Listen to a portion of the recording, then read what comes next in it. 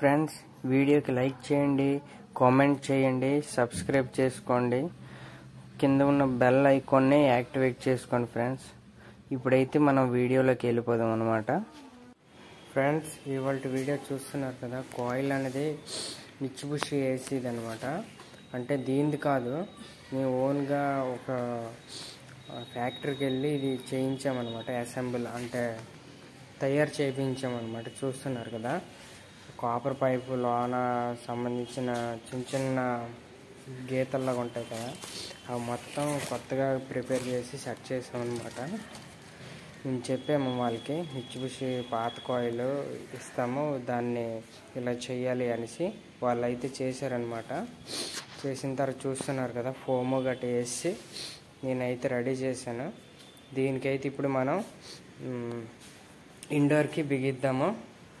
ఇప్పిసిన unit తాలూకు బ్లోయరు motor గట్ట ఉంది కదా, బ్లోయర్ను కింద క్యాబిన్ అనేది అది ముందు ఫిక్స్ చేసుకోవాలి. ఆ తర్వాత మనం కాయిల్ అనేది ఎక్కిస్తాము. చూసారు కదా, ఎక్కించాను ఆల్రెడీ. ఇలా ఎక్కించింది ఏం చేయాలంటే, ఫస్ట్ అది బాగా సెట్ అయిందో లేదో అనేది మనం చెక్ చేసుకోవాలన్నమాట. చూస్తున్నారు కదా, అది ఈ సైడు కరెక్ట్గా సెట్ అవ్వలేదు, మళ్ళీ నేను సెట్ చేశాను అనమాట. ఇది కొన్ని దగ్గర సిట్టింగ్ ప్రాబ్లం అనేది కూడా ఉంటుంది లైట్గా. అయితే ఇప్పుడు నేను ఇలా షార్ట్ వీడియో పెడుతున్నాను, అన్నీ బిగించాక అని అనుకోకండి. ఎందుకంటే నేను బిగించినప్పుడు వీడియో తీయడానికి ఎవరు లేరనమాట, అన్నీ నేనే చేసుకోవాలి. ఇప్పుడైతే ఇండోర్ తాలూకా మోటార్ అన్నీ, డ్రైన్ టబ్ అన్నీ సెట్ చేశాను జాగ్రత్తగా.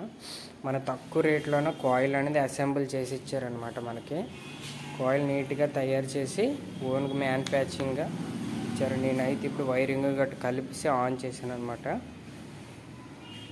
చూస్తున్నారు కదా, ఇప్పుడైతే బ్లోయర్ అయితే రన్ అవుతుంది చూడండి.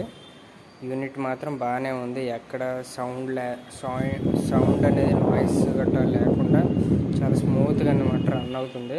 చూస్తున్నారు కదా, ఇప్పుడైతే దీనికి క్యాబిన్ గట్రా మనం బిగించుకోవాలి. క్యాబిన్ బిగించినప్పుడు కూడా మనం చెక్ చేసుకోవాలి. బిగించడం అయిపోయింది ఫ్రెండ్స్. ఈ వీడియో కనుక మనకు నచ్చితే లైక్ చేయండి, షేర్ చేయండి, కామెంట్ చేయండి, సబ్స్క్రైబ్ చేసుకోవడం మాత్రం మర్చిపోకండి ఫ్రెండ్స్. నా వీడియోకి మరికొన్ని వీడియోస్ అన్నీ ఇలా చేస్తూనే ఉంటాను మీకోసం.